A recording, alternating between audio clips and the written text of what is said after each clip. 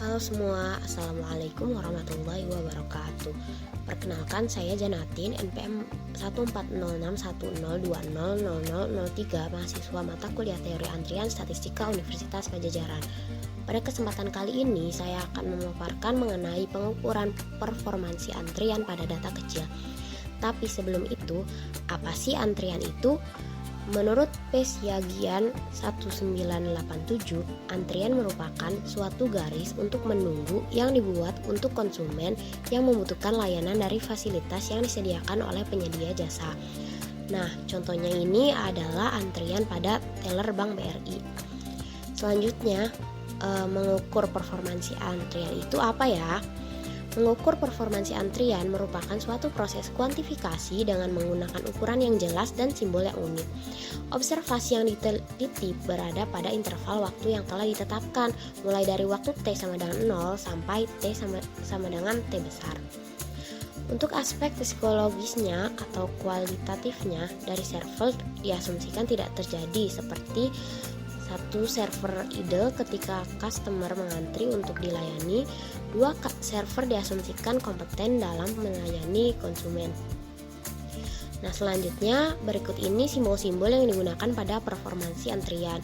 Di antaranya ada WQ, rata-rata waktu menunggu dalam antrian; WS, rata-rata waktu menunggu dalam sistem antrian; LQ, LS, RO, lambda, A atau waktu awal pada interval antrian, A itu sama dengan 0, dan B waktu akhir pada interval antrian, B sama dengan T besar. Untuk N sendiri adalah total pelanggan yang mengantri dalam sistem pada interval A sampai B, banyaknya ukuran sampel. Selanjutnya masih ada nih simbol-simbol yang digunakan dalam performansi antrian, yaitu AT atau kumulatif kedatangan dari waktu 0 sampai waktu T, A inverse N atau waktu kedatangan pelanggan ke N, DQT kumulatif kedatangan dari antrian pada waktu 0 sampai waktu T, DQ inverse N waktu keberangkatan pelanggan ke N dari antrian, DST kumulatif kedatangan dari sistem antrian dari waktu 0 sampai waktu T, DS inverse N waktu keberangkatan pelanggan ke N dari sistem antrian, LQT, LST, WQN, WSN, Sigma WQ, Sigma WS, Sigma LQ, dan Sigma LS yang tertera pada layar. Selanjutnya ada formula-formula yang dapat digunakan untuk mengukur performansi antrian. Yang pertama, LQT sama dengan AT dikurangin DQT, LST sama dengan AT dikurangi DST, WQN sama dengan DQ inverse N dikurangi A inverse N, WSN sama dengan DS inverse N dikurangi A inverse N, WQ sama dengan sigma WQN per N besar, WS sama dengan sigma WSN per N besar, dan lain-lainnya seperti yang tertampil pada layar. Nah, selanjutnya itu ada contoh kasus pada pengukuran performansi antrian. Diketahui antrian mulai dari A pukul 9, B 9.30 dengan 5 orang pelanggan dan seorang pelayan atau server pada sistem antrian berikut. Nah, pada tabel tentukan 1 lama waktu menunggu konsumen kedua dalam antrian, 2 lama menunggu konsumen kedua dalam sistem antrian, 3 rata-rata waktu menunggu dalam antrian, 4 rata-rata waktu menunggu dalam sistem antrian, 5 standar deviasi waktu menunggu dalam antrian, 6 standar deviasi waktu menunggu dalam sistem antrian, 7 rata-rata panjang antrian, 8 rata-rata panjang sistem antrian. Nah, langsung saja mari kita bahas satu persatu. Yang pertama itu lama waktu menunggu konsumen kedua dalam antrian. Rumusannya yaitu WQN sama dengan DQ inverse N dikurangi A inverse N, di mana DQ 2-nya yaitu pukul 9.09 dan DQ 1-nya pukul 9.07. Jadi 9.09 dikurangi 9.07 sama dengan 2 menit. Untuk yang nomor 2, lama menunggu konsumen kedua dalam sistem antrian, yaitu rumusannya WSN sama dengan DS inverse N dikurangi A inverse N, yang mana DS inverse 2-nya itu adalah 9 lebih 14 menit dan A inverse 2-nya adalah 9 lebih 7 menit. Sehingga 9.14 dikurangi 9.07 adalah 7 menit. Jadi lama waktu menunggu konsumen kedua dalam sistem antrian adalah 7 menit. Nomor 3, rata-rata waktu menunggu dalam antrian yaitu WQ sama dengan sigma WQN per N. Jadi kita hitung terlebih dahulu WQ untuk masing-masing konsumennya. Untuk konsumen pertama atau WQ1 itu sama dengan 0, WQ2 sama dengan 2, WQ3 sama dengan 4, WQ4 sama dengan 3, dan WQ5 sama dengan 1. Jadi WQ sama dengan 0 ditambah 2 ditambah 4 ditambah 3 ditambah 1 dibagi 5 sama dengan 2 menit.